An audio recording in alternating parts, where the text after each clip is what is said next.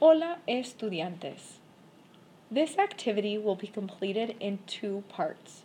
The portion that you will be completing today will allow you to brainstorm different words and ideas that can be used to write sentences at a later date. We're going to tackle two different questions, ¿cómo es y cómo son? We want to know what is either he or she like or what are they like. The ultimate goal is that we have word explosions to be able to create exemplary sentences. Notice the difference between these two. The first one is very basic and does not have extra details. Notice, Will Ferrell es gracioso. Will Ferrell no es reservado. We have two basic sentences making a comparison. The other example has many extra details, transition and linking words, as well as varied sentence structure. Will Ferrell es gracioso y talentoso. A veces es serio, pero no es reservado. A mi madre no le gusta Will Ferrell. Según mi madre, no es talentoso y es perezoso. This would translate to, Will Ferrell is funny and talented. Sometimes he's serious, but never shy. My mom does not like Will Ferrell. According to my mom, he is not talented and he is lazy. In order to get to an exemplary sentence, you need to do some pre-writing. For the next few slides, you're going to create the word explosions that you will be using next week to develop some exemplary sentences. We're going to go through an example together, and then you will try some out on your own. Before you get started, notice on your neon green Uno B Yo Puedo document that there are some sections of the vocabulary that will help you out. In addition to all of the personality characteristics and physical characteristics that you have, we have a section para describir a personas o cosas where we talk about how to express to be. I am, you are, she is. These are words that you're going to need. We also give you other words for describing people in the section of las personas. The friend, the boyfriend, you, we, things like that. The last section, palabras útiles, are going to be really good transitions that you might use. Siempre, un poco, según mi familia o según mis amigos. All of these are going to allow you to be a little more exemplary. Notice on the right of the screen, you see a picture with three different people. The two girls that you see, this is actually Senora Rutherford, one of our Spanish teachers at West, and that is her twin sister. So we are going to attempt to describe both of them. If the question were, ¿cómo son? What are they like? We want to brainstorm ideas of how to answer that. So the first thing that I am going to do is I'm going to notice that I have to pick between es and son. So I know es means is. I don't want to say they is. I want to say they are. So I'm going to choose the son option. Okay? Then I want to think of some vocab words. So the first thing I'm going to do, and I'm going to zoom in a little bit so you can see a little bit better. The first thing I'm going to do is I'm going to get my adjectives in there. So personality, maybe I want to talk and say that they are, maybe they're athletic. So I'm going to put in there, deportista. Okay? And then I might say, well, why are they athletic? Maybe they like to practice sports. Porque, and then I'm going to have les gusta practicar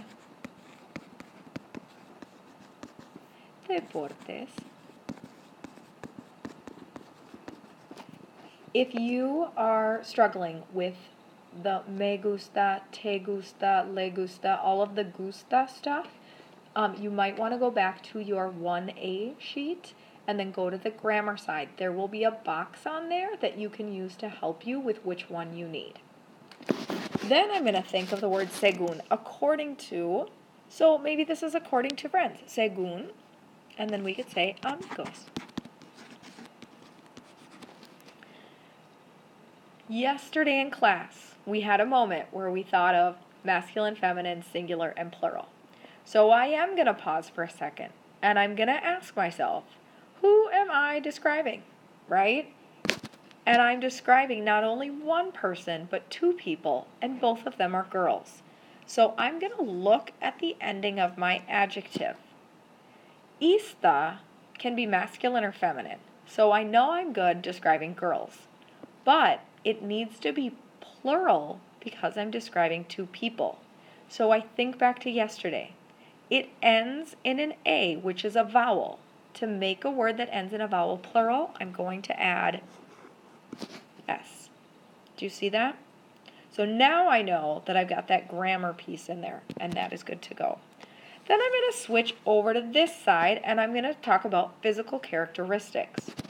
So the first thing I'm going to do is think of some vocab, right? So característica física, the first thing that I might say is they are pretty. So I'm going to say bonito, because that's on my vocab sheet. And they are, what else could I say? They are, let's use, well, they're not very tall, so let's say short. Let's say bajo. And then, but they're not, well, they're not, what could I say? They're not, ugh. So I'm going to take a moment. I'm going to look through my sheet because I really need to process this. And I don't want to just say the same thing over and over. You know what? I think I'm going to use one of the extension words, right?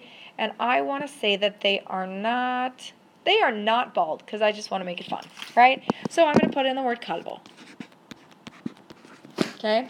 So now I've got a whole bunch of words. They're this and this, but they're not this. I have to pause, though, because yesterday we learned that I have to think of not just singular plural, but masculine, feminine, singular, plural. I'm describing two girls. So I'm going to look at these endings, and I'm going to notice that is not the ending that I want for plural and feminine. So I don't want O's. I'm going to look at my sheet, and I see that the options, notice bajo could be bajo, baja, bajos, or bajas. So I really want AS, bajas, and that's going to be the pattern. Bonitas, calvas. Do you see that? Let's pretend that they were outgoing and social. If they were sociable, notice that on your sheet you have two options, sociable and sociables. If you look at that chart in the room, works for masculine and feminine. So I don't have to have four options. It works for both. I just need the singular plural. Okay? So you really need to slow down and think, how can I make it match masculine, feminine, singular, and plural?